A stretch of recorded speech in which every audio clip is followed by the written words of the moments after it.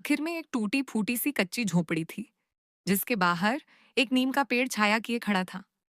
उसी झोपड़ी में रहती थीं राधा और गुड़िया, दो बहनें जो कुछ साल पहले एक दर्दनाक हादसे में अपने माता पिता को खो चुकी थीं। राधा बड़ी थी, समझदार, थोड़ी कड़क, लेकिन दिल से नरम। गुड़िया मासूम थी, नटखट पर जिम्मेदार। हर सुबह सूरज की किरणें जैसे ही झोपड़ी के अंदर झांकती, राधा खेत पर जाने की तैयारी करती और गुड़िया घर संभालने लगती। एक दिन सुबह सुबह गुड़िया मंदिर से लौटी, हाथ में प्रसाद और माथे पर कुमकुम की बिंदी थी। दीदी देखो, आज मंदिर में पंडित जी ने मुझे तुलसी का पत्ता दिया आशीर्वाद में। बोले कि यह शुभ है। वह मुस्कुराकर बोली। राधा ने प्यार से उसकी ओर देखा। बस अब तू रोज मंदिर जाएगी क्या? घर का काम कौन करेगा? दीदी, मंदिर जाना मुझे माँ की याद दिलाता है, जब वो मुझे कंधे पर बिठाकर ले जाती थी ना। गुड़िया की आंखें भर आईं। राधा ने आंखें फेर ली। उसे भी माँ की बहुत याद आती थी, लेकिन वो आंसुओं को अपनी कमजोरी मानती थी। उसी दिन गांव के सरपंच का बेटा रमेश, जो शहर से पढ़कर लौटा था, राधा के खेत के पास आया। बहन जी, मैं एक योजना लेकर आया हूँ। यहाँ एक पक्की सड़क बनेगी और आपके खेत की थोड़ी जमीन सरकार को देनी होगी।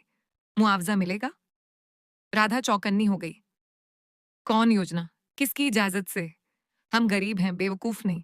जमीन हमारी माँ बाबूजी की निशानी है। इसे ऐसे ही कोई छीन नहीं सकता। गुड़िया डर गई। दीदी, क्या हम फिर से बेघर हो जाएंगे? नहीं गुड़िया, अब नहीं। जब तक मैं जिंदा हूं, माँ बाबूजी की जमीन को कोई छू नहीं सकता। राधा सीधी सरपंच के पास पहुंची। चौपाल में सब गांव वाले मौजूद थे।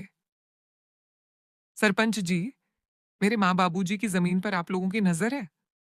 क्या यही न्याय है? क्या अनाथ होना पाप है? कुछ बुजुर्गों को ज्यादा देर छुपाया नहीं जा सकता। गांवों के बुजुर्गों और पटवारी की जांच में साबित हो गया कि कागजातों में छेड़छाड़ की गई थी।